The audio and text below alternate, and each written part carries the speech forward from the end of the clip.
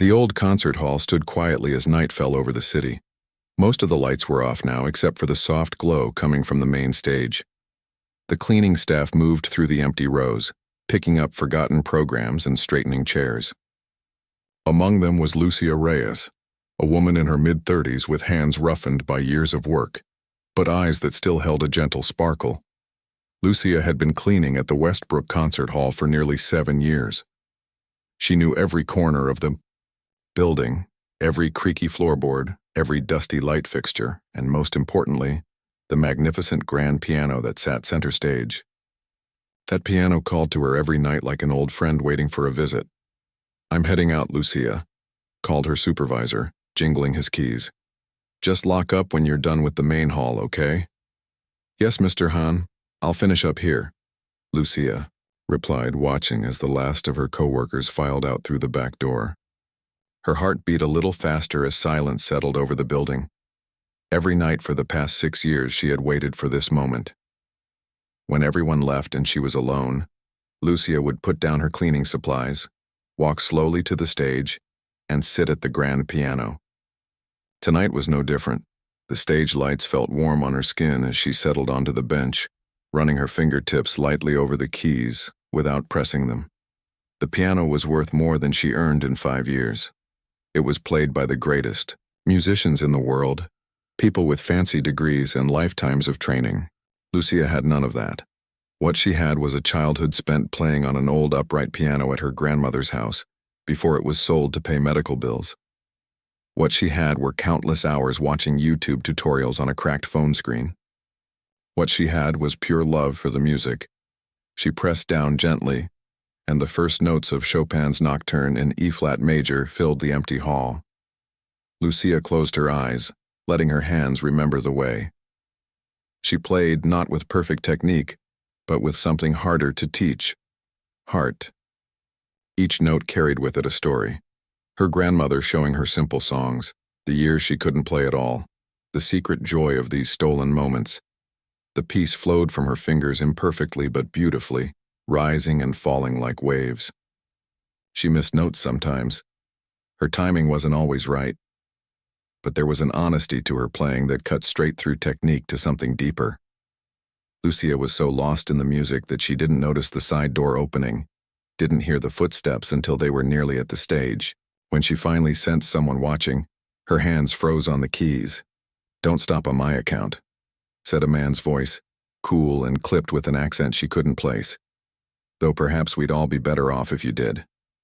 Lucia's face burned as she looked up to see who had spoken. Standing at the edge of the stage was Nikolai Petrov, the famous conductor who had been rehearsing with the symphony all week for their upcoming performance. His silver hair was swept back from a high forehead, and his mouth was set in a thin line of disapproval. "I'm sorry," Lucia said quickly, standing up from the bench. I didn't think anyone was here." "Clearly," Petrov said, climbing the steps to the stage. He was dressed in an expensive-looking coat, a leather portfolio tucked under one arm. "I forgot my notes and came back to find someone," mauling Chopin. His eyes moved from her face to her gray cleaning uniform, and his expression shifted from annoyance to something worse: amusement. "You're part of the cleaning staff," he said, not asking but stating, as if confirming something he already suspected. "Yes," Lucia answered, straightening her shoulders slightly. "I was just finishing up." Petrov moved to the piano, running his hand over its polished surface as if checking for damage. "This is a Bösendorfer Imperial. It costs more than you would earn in a decade. It's not a toy for amateurs." Each word hit Lucia like a small stone. She had heard that Petrov was tough on musicians, demanding perfection from his orchestra, but the coldness in his voice still shocked her. "I'm sorry," she said again, stepping back. "I never harm the piano, I'm careful." "Being careful isn't the point," Petrov said, opening his portfolio and pulling out a sheet of music.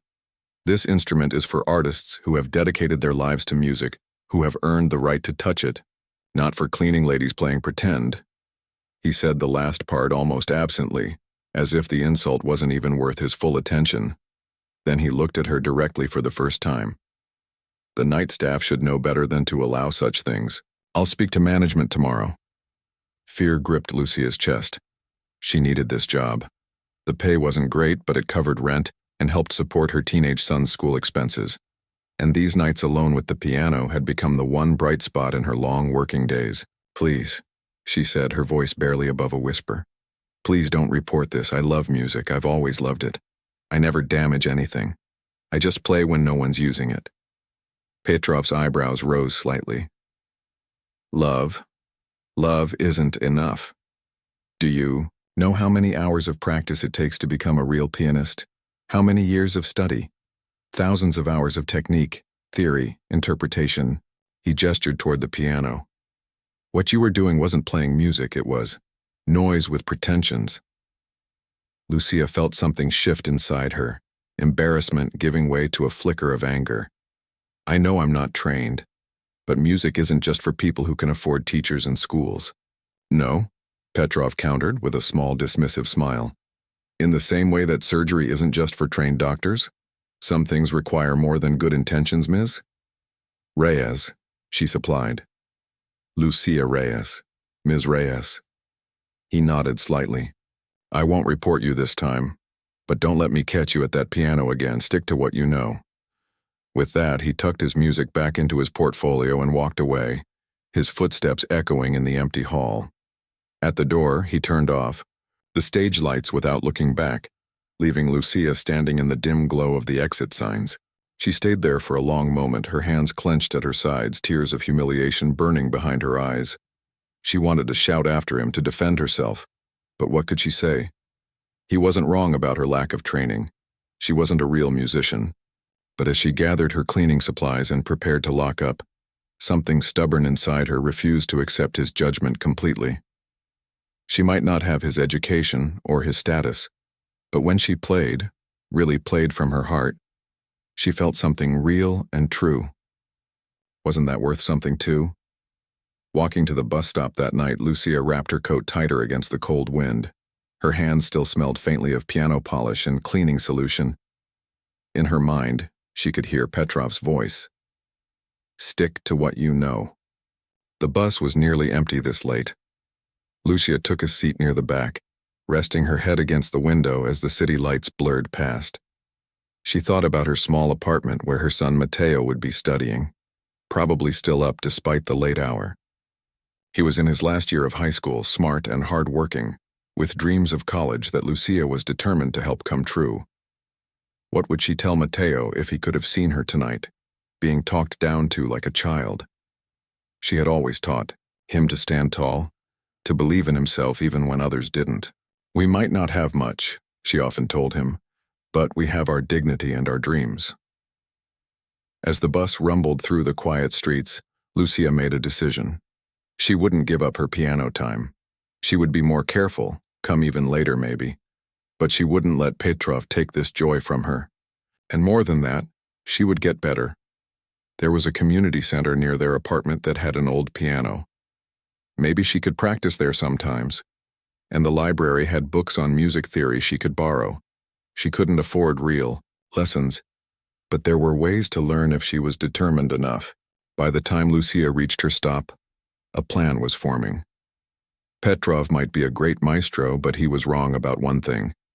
Music didn't belong only to those who could pay for it. It belonged to anyone who felt it in their soul, and Lucia Reyes felt it down to her bones. The next morning, Lucia woke before her alarm. Sleep had come fitfully, with Petrov's cold words playing over and over in her mind. She moved quietly around the small kitchen, making coffee and preparing breakfast, trying not to wake Matteo, who wouldn't need to be up for another hour. But as she was packing her lunch, she heard the shuffle of feet behind her. "Mom, you're making a lot of noise for someone trying to be quiet," Matteo said, his voice still rough with sleep. At 17, he was already taller than her, with the same dark eyes that could see right through her. "Sorry, mijo. Go back to sleep. You've got another hour." Matteo leaned against the counter, studying her face. "Something's wrong. Did something happen at work?" Lucia sighed. She had never been good at hiding her feelings from her son.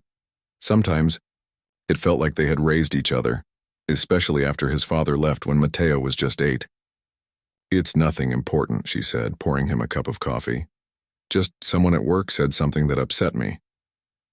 What did they say? His voice hardened slightly. Matteo had always been protective.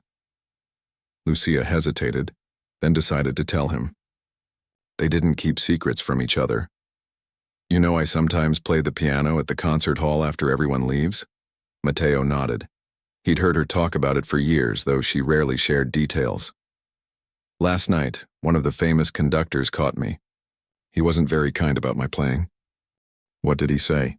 Matteo asked again, his jaw tightening. Just that I shouldn't touch such an expensive instrument, that I'm not a real musician. Lucia tried to make her voice light, but the hurt still came through. He called me a cleaning lady playing pretend. Matteo set his coffee down hard, some of it sloshing over the rim. That's messed up, Mom. Who does he think he is? Nikolai Petrov, Lucia said with a small, sad smile. And he thinks he's one of the greatest conductors in the world, which he probably is. That doesn't give him the right to talk to you like that. Matteo's eyes flashed. You've loved piano your whole life. Abuela always said you were a natural. Abuela was biased, Lucia replied, warmth spreading through her at the memory of her grandmother. But thank you for being angry for me. Are you going to stop playing? Matteo asked. Lucia looked at her son, this young man she'd raised who was heading to college next year if they could figure out the money. She thought about the lesson she wanted to teach him. No, she said firmly. I'm going to keep playing, and I'm going to get better. A slow smile spread across Matteo's face. Good. For the next 2 weeks, Lucia threw herself into learning everything she could about piano. She spent her lunch breaks at the public library, checking out basic music theory books. She downloaded a free piano app on her phone to practice fingering during her bus rides. And 3 times a week she went to the community center where they had an old upright piano that anyone could use. The community center piano was nothing like the grand at the concert hall. Its middle C stuck sometimes, and years of use had worn the finish off several keys. But it was a real piano with real strings and hammers. And for 2 hours every Monday, Wednesday, and Friday, it was hers. The first time she sat down to play, an elderly man named Mr. Chen, who volunteered at the center, stopped to listen. You play with feeling, he said when she finished, but your technique needs work. Lucia had tensed, expecting another criticism like Petrov's, but Mr. Chen's eyes were kind. I taught music for 40 years before I retired, he continued. If you want, I could give you some pointers. Nothing formal, just some basics. I can't afford lessons, Lucia said automatically. Mr. Chen waved his hand dismissively. Did I mention money? I'm bored, and you're interesting. Tuesday afternoons I'm here organizing the book donations. Come at 4 if you want some help. That had been the beginning of what Lucia now thought of as her real musical education. Mr. Chen was demanding, but never cruel. He corrected her hand position, showed her exercises to strengthen her fingers, and explained music theory in ways her library books never could. Music is mathematics with soul, he told her. You've got the soul part. Now we just need to add the math. At the concert hall, Lucia was more cautious now. She waited an extra half hour after everyone left before approaching the piano, and she kept her playing quieter. She didn't see Petrov again, though she heard from the other cleaning staff that he was still around, preparing for the big charity gala that was happening in a week's time. The gala was a major event for the concert hall, an annual fundraiser that brought in wealthy donors from across the city. For the cleaning staff, it meant extra hours and extra scrutiny. Everything had to be perfect. 3 days before the gala, Lucia was polishing the brass railings in the main lobby when she overheard 2 managers talking anxiously. What do you mean Yuna can't play? One asked, her voice tight with stress. The entire program is built around her performance. Her agent just called. She's got flu so bad she can barely sit up, let alone perform. We need to find a replacement pianist immediately. For a charity gala? 3 days before the event? All the good pianists are booked months in advance. Lucia kept her head down, polishing the same spot over and over as she listened. The famous pianist Yuna Kim was supposed to be the star performer at the gala. Her cancellation was clearly a disaster for the organizers. Later that day, as Lucia was emptying trash bins in the administration offices, she heard more worried conversations. Apparently, they were struggling to find any professional pianist available on such short notice. One name kept coming up, Nikolai Petrov. Can't Petrov just play instead of conduct? Someone asked. He's a brilliant pianist. He's refusing. Says he's here as a conductor, not a performer. Besides, he's needed to conduct the second half of the program. Lucia tried not to feel a small spark of satisfaction at Petrov's refusal. It wasn't professional, but she was only human. That evening, as she prepared to leave, the concert hall was buzzing with tension. The gala was the biggest fundraising event of the year, with tickets selling for thousands of dollars. A program without a featured pianist would be a major embarrassment. Lucia waited until her usual time when the building had emptied out, before making her way to the grand piano. Tonight, instead of Chopin, she played something she had been working on with Mr. Chen, Debussy's Clair de Lune. It was still beyond her abilities in some ways, but Mr. Chen had broken it down into manageable sections, and Lucia had been practicing the first part for weeks. Her fingers moved over the keys. More confident now with her improved technique, the music rose and fell like moonlight on water. She wasn't perfect, she never would be, but there was a new precision to her. Playing that complemented the emotion she'd always had. So absorbed was she in the music that she didn't notice someone had entered the hall until she reached the end of the section she knew. As the last notes faded, she heard a voice. "You've been practicing." Lucia's head jerked up, her heart pounding. Standing in the third row was a woman she recognized as Ms. Diaz, one of the event coordinators for the hall. "I'm sorry," Lucia began, rising quickly from the bench. "I know I'm not supposed to—" "No, please," Ms. Diaz said, walking toward the stage. "Don't stop." That was beautiful. Lucia blinked in confusion. "Thank you, but I should get back to work." Ms. Diaz climbed the steps to the stage, her expression thoughtful. "How long have you been playing?" "I played a bit as a child," Lucia said carefully. "But I've only been learning properly for a few weeks." "And that piece, Debussy?" Lucia nodded, surprised the woman had recognized it. Ms. Diaz seemed to be considering something. Her eyes moved from Lucia to the piano and back again. Then she took a deep breath. "Ms. Reyes, it is Reyes, right? I have a very unusual question to ask you." Lucia stared at Ms. Diaz, not sure she had heard correctly. "You want me to what?" she asked, her voice barely above a whisper. "I want you to perform at the gala," Ms. Diaz repeated, her eyes steady on Lucia's face. "Just one piece." "The Debussy you were just playing." A nervous laugh escaped Lucia's lips. That's crazy. I'm not a real pianist. I'm just a cleaning lady?" Ms. Diaz finished for her with a small smile. "Yes, I know. But I also know we have no pianist for Friday night, and I just heard someone play with more heart than half the professionals who come through here." Lucia shook her head. "I can't even play the whole piece yet. I only know the first part." "Then play the first part," Ms. Diaz said simply. "It's beautiful on its own. Look, I'm desperate here. We have 200 wealthy donors coming, expecting a pianist, and everyone professional is booked. I'd rather have 4 minutes of beautiful, imperfect Debussy than nothing at all." Lucia's mind raced. This wasn't just crazy, it was impossible. Her playing for the elite of the city? People who paid thousands of dollars for their tickets? What about Maestro Petrov? He'd never allow it. Ms. Diaz's expression tightened slightly. "Petrov doesn't make these decisions, I do. And frankly, I don't have time to worry about his ego right now." "But—" Lucia's protest died as Ms. Diaz held up a hand. "I know it's a lot to ask. If you say no, I understand, but I'm asking anyway." She looked at Lucia with unexpected warmth.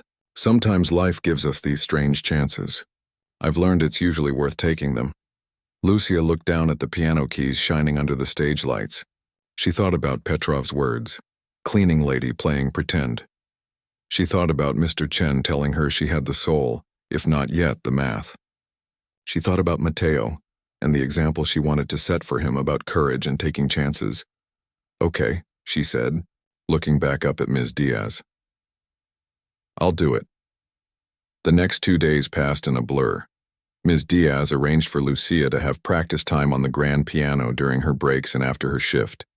She also handled the paperwork to add Lucia to the program as a special guest performer, carefully managing the information so that most of the staff, including Petrov, remained unaware of who exactly would be filling in.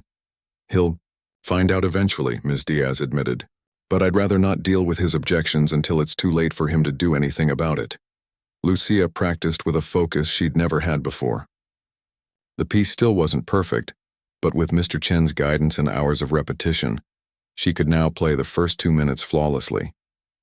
And when she made mistakes in the more difficult sections that followed, she'd learned to move through them gracefully, never losing the emotional core of the music. On Friday morning, Lucia arrived at work with butterflies in her stomach. The concert hall was transformed for the gala. Flowers everywhere, champagne glasses being polished, the stage reset for the evening's performances.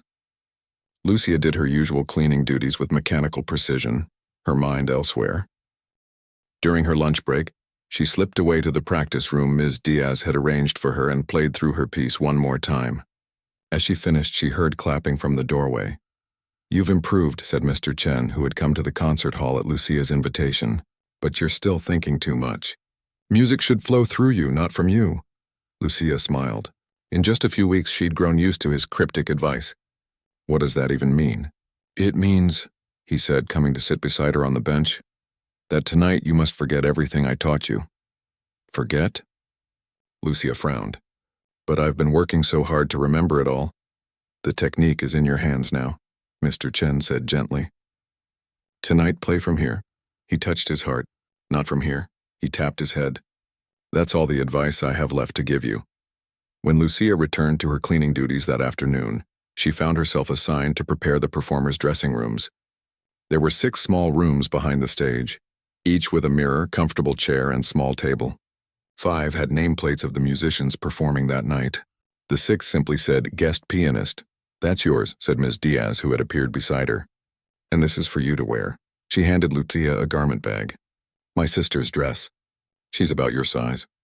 "I hope you don't mind." Tears pricked Lucia's eyes. "Why are you doing all this for me?" Ms. Diaz was quiet for a moment. "My grandmother was a hotel maid who played violin beautifully. She never had a chance to perform for anyone but family. I guess I'm doing for you what no one did for her." By 7 o'clock that evening, the guests began to arrive. From her dressing room, Lucia could hear the growing hum of voices, the clink of glasses, the elegant murmur of the city's wealthy and powerful gathering in their finest clothes. Mateo arrived at 7:30, wearing the one suit he owned, the one they'd bought for his college interviews. Ms. Diaz had arranged a special ticket for him. When he saw his mother in the midnight blue dress with her hair swept up, his eyes widened. "Mom, you look terrified," Lucia supplied, trying to smile. "Beautiful," he corrected, giving her a hug. "And you're going to be amazing." At 8:05, there was a sharp knock on her dressing room door. "5 minutes, Ms. Reyes," called a stagehand. "You're on right after the welcome speech." Lucia took a deep breath, smoothed her borrowed dress, and stepped into the hallway. She could see the side of the stage from here, could see Ms. Diaz at the podium welcoming everyone to the annual charity gala. And standing in the wings, looking over some sheet music, was Maestro Petrov. He hadn't seen her yet. Lucia hesitated, wondering if she should retreat to her dressing room until the last possible moment. But something made her step forward instead. Petrov looked up as she approached, his eyebrows drawing together in confusion. Recognition dawned slowly in his eyes as he took in her face, so different now without the cleaning uniform, with makeup and styled hair. "Ms. Reyes?" he said, disbelief clear in his voice. "What are you doing back here?" "This area is for performers only." Before Lucia could answer, Ms. Diaz's voice rang out from the stage. "And now, it is my great pleasure to introduce our first performer of the evening. Due to the unfortunate illness of Yuna Kim, we are honored to present a special guest pianist who will perform Debussy's Clair de Lune." Petrov's head whipped toward the stage, then back to Lucia. "You?" he asked, his voice rising slightly. "You're the replacement." Ms. Diaz continued. "Ladies and gentlemen, please welcome to the stage Ms. Lucia Reyes." A polite applause rose from the audience. Lucia lifted her chin and walked past Petrov, whose face had gone pale with shock. As she passed, she heard him hiss, "This is absurd. You can't possibly—" But whatever he was going to say was cut off as Lucia stepped into the light. The grand piano waited for her at center stage, its lid raised, gleaming under the lights. The audience, a sea of elegant clothes and expectant faces, watched as she crossed to the bench. Lucia felt a moment of blind panic as she sat down. What was she doing here? This was madness. She looked out at the audience, searching for Mateo. There he was, in the 10th row, giving her a small thumbs up. Behind him, she spotted Mr. Chen, nodding encouragingly. Lucia placed her hands on the keys. The hall fell silent, waiting. She could feel Petrov watching from the wings, could almost taste his disapproval. For a moment, she was frozen. Then she remembered Mr. Chen's words.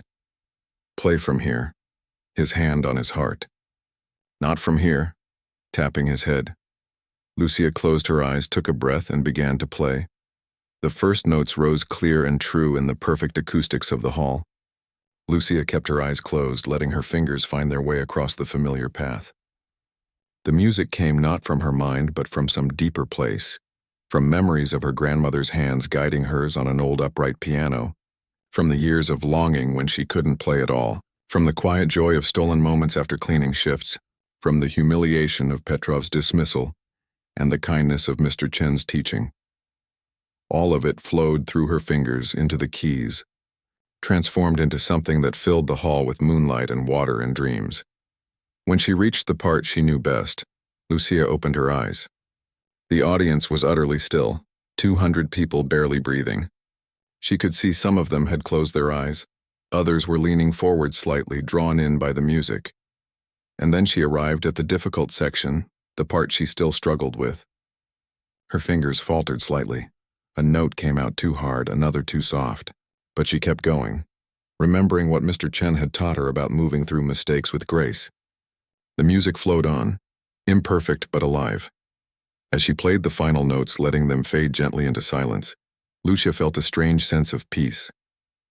Whatever happened next, applause or awkward silence or even laughter, she had done something she never thought possible. She had played her heart out on this magnificent piano in this beautiful hall for all these people. The last note hung in the air, then dissolved into silence. Lucia's hands rested on the keys, waiting.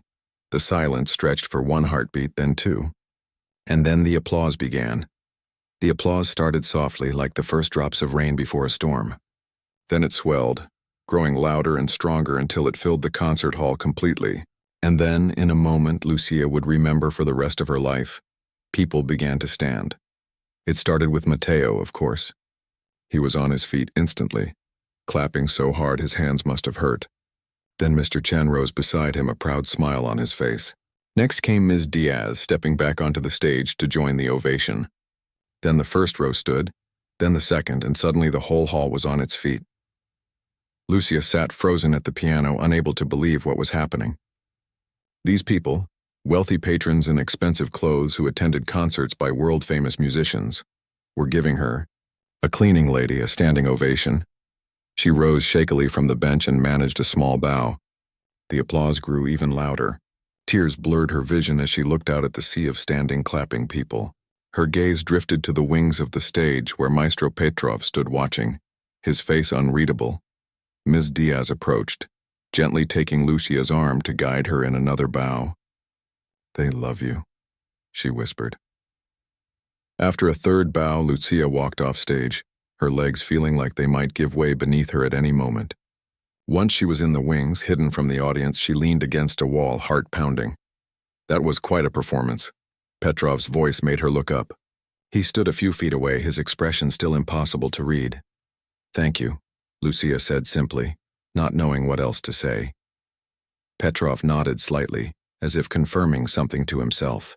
"You made several technical errors in the middle section." Of course he would point that out. Lucia straightened her shoulders. "Yes, I know." "And yet," he continued, surprising her, "you never lost the essence of the piece. That is uncommon." Before Lucia could respond, Matteo appeared, rushing to hug her tightly. "Mom, that was amazing!" Everyone loved it. Over her son's shoulder, Lucia saw Petrov's eyebrows raise slightly at the word "Mom." Then he turned and walked away without another word, disappearing into the backstage area. The rest of the evening passed in a blur. Lucia changed back into her regular clothes and returned Ms. Diaz's sister's beautiful dress. Then she slipped into the back of the hall with Matteo to watch the rest of the performances, including the second half where Petrov conducted the orchestra. The music was technically perfect, but something about it felt cold to Lucia now. She wondered if anyone else noticed. As the gala ended and guests began to leave, many stopped Lucia to compliment her playing. Word had somehow spread that the surprise pianist was normally part of the cleaning staff, which seemed to fascinate people. "Such a wonderful story," one older woman told her, patting her hand. "So inspiring." Lucia wasn't sure how she felt about being someone's inspiring story, but she thanked them all politely. It was nearly midnight when the last guests left and the cleaning crew began their work. Lucia, despite Ms. Diaz's insistence that she go home and celebrate, stayed to help.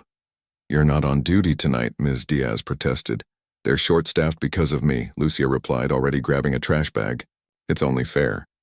So Lucia spent the next 2 hours cleaning up after the very event where she had been a star performer. There was something strangely grounding about it. She was still Lucia the cleaner, even if for one night she had also been Lucia the pianist. As she worked, she wondered if anything would really change. Tomorrow would come, and she would still need to pay rent. Matteo would still need money for college. Life would go on as it always had. But when she finally headed home in the early hours of the morning, something felt different inside her. A certainty, a knowledge of her own worth that Petrov had tried to take from her but could not. The next day was Saturday, and Lucia slept late for the first time in years. When she finally woke up, Matteo was sitting at their small kitchen table with a strange expression on his face. "What's wrong?" she asked, immediately worried. "Nothing's wrong," he said slowly. "But your phone has been ringing all morning." Lucia picked up her old cell phone from where it lay charging. There were 27 missed calls and a dozen text messages, most from numbers she didn't recognize. "What in the world?"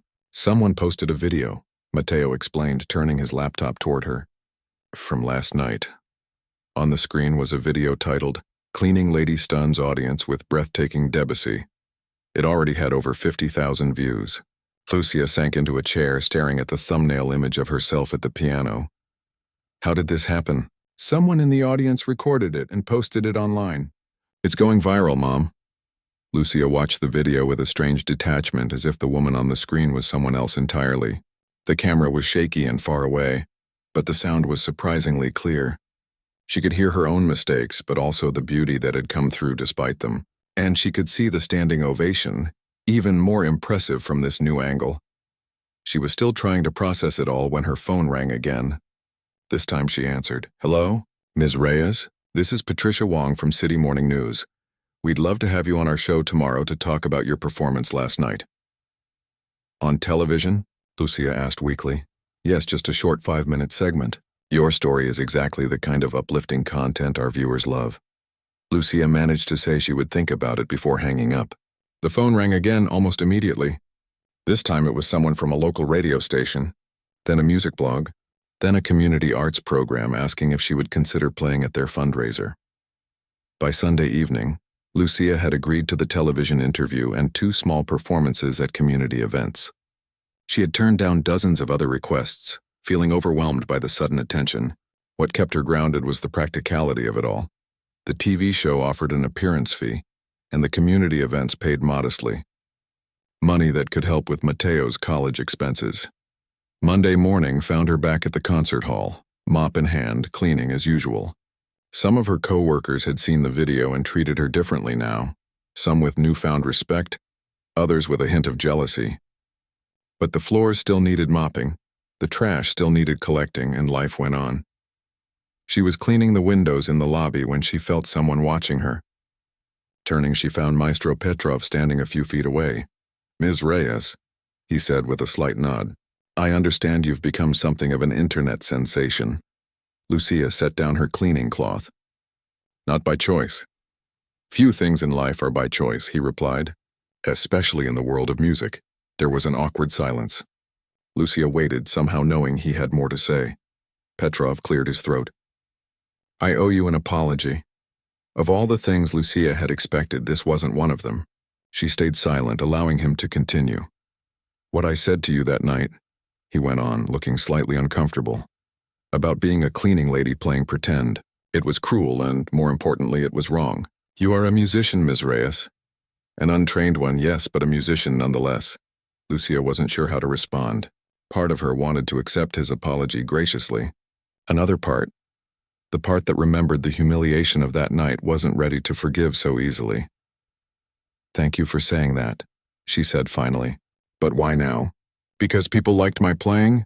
Because of a viral video?" Petrov shook his head.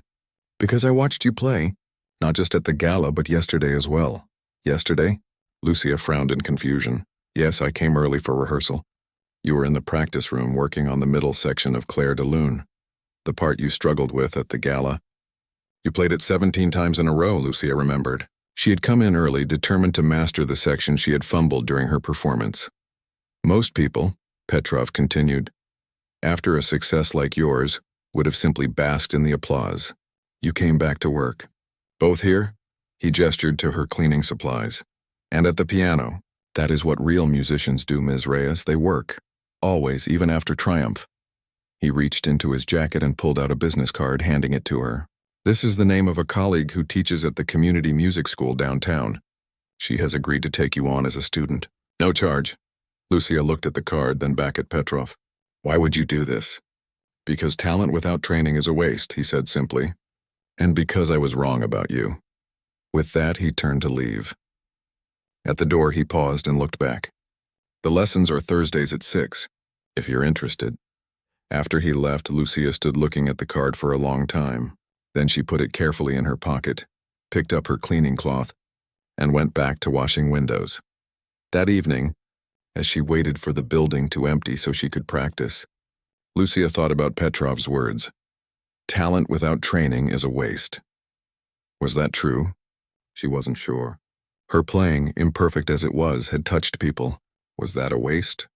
But as she sat at the piano later, working again on that difficult middle section, she had to admit there was something powerful about the idea of really learning, of mastering this thing she loved so much.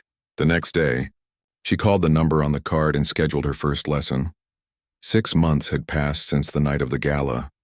Spring had given way to summer, and summer was now fading into fall. The leaves on the trees outside the concert hall were beginning to turn golden red. Visible through the windows, Lucia still cleaned twice a week. Yes, twice a week. Not 5 days as before.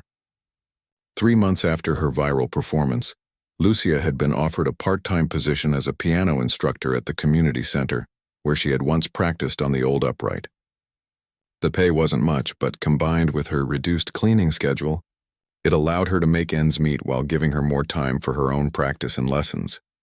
Those lessons, arranged by Petrov, had changed everything. Her teacher, Mrs. Tanaka, was stern but kind, with 50 years of piano experience and infinite patience for Lucia's questions. Under her guidance, Lucia's playing had transformed. Her natural emotion was now supported by proper technique. Her intuitive understanding of music strengthened by knowledge of theory. You have a gift for making people feel something, Mrs. Tanaka had told her after their third lesson. Now we're just giving you the tools to express that gift more clearly. Today was a special day. Matteo was starting college, a small state school but with a good engineering program. Thanks to scholarships, grants, and the money Lucia had saved from her television appearances and small performances over the past 6 months, they had managed to cover his first-year costs without crushing debt. Lucia watched her son pack the last of his things into 2 duffel bags, her heart full of complicated emotions. Pride, certainly, overwhelming pride in this young man she had raised alone, but also a strange sort of melancholy. For so long it had been just the two of them against the world. Now he was starting his own journey. Are you sure you have everything? She asked for the 3rd time that morning. Mom. Matteo gave her a look that was half exasperation, half affection. I'm going to college, not the moon. If I forget something, I can come back for it. It's only an hour away. I know. Lucia smiled, trying not to let him see the tears threatening to spill. I just want everything to be perfect for you. Matteo stopped packing and looked at her. You know what made everything perfect? Having a mom who never gave up, who showed me what courage looks like. Now the tears did come. Lucia wiped them away quickly. When did you get so wise? I had a good teacher, he replied, zipping up the last bag.